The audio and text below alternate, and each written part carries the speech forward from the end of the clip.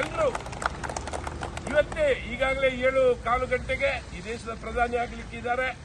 ಮುಂದಿನ ನಾಳೆಯಿಂದಲೇ ಅವರ ಆಡಳಿತ ಚುಕ್ಕಾಣಿಯನ್ನು ಹಿಡಿದು ಕಳೆದ 10 ವರ್ಷದಲ್ಲಿ ಯಾವ ರೀತಿ ಈ ದೇಶವನ್ನ ಆಳಿದ್ದಾರ ಅದರಿಂದಲೂ ಉತ್ತಮ ರೀತಿಯಲ್ಲಿ ಈ ದೇಶವನ್ನ ಆಳಿ ಮುಂದೆ ಇಡೀ ಜಗತ್ತಿನಲ್ಲಿ ಒಬ್ಬ ಶ್ರೇಷ್ಠ ರಾಜಕಾರಣಿ, ಒಬ್ಬ ಶ್ರೇಷ್ಠ ಜನಪ್ರತಿನಿಧಿ ಎಂಬ ಹೆಗ್ಗಳಿಕೆಯನ್ನ ಮೋದಿಯವರು ಗಳಿಸಲಿಕ್ಕೆ ಕಂಡಿದ್ದಾರೆ ಎಂಬ ಮಾತನ್ನು ಹೇಳುತ್ತಾ ಇವತ್ತು ನನ್ನನ್ನು ಕೂಡ ಇಲ್ಲಿ ಕರೆದು ನಮ್ಮಲ್ಲಿ 2 ಮಾತುಗಳನ್ನು ಆಡಲಿಕ್ಕೆ ಹೇಳಿದಂತ ನಿಮ್ಮೆಲ್ಲರಿಗೂ ಆತ್ಮೀಯ ಎಲ್ಲ ಭಾರತೀಯ ಜನತಾ ಪಾರ್ಟಿಯ ಎಲ್ಲ ಸಹೋದರರಿಗೆ ನನ್ನ ಮಾತುಗಳನ್ನು ಹೇಳಿ ನನ್ನ ಮಾತುಗಳನ್ನು ಇರ್ತೇವೆ.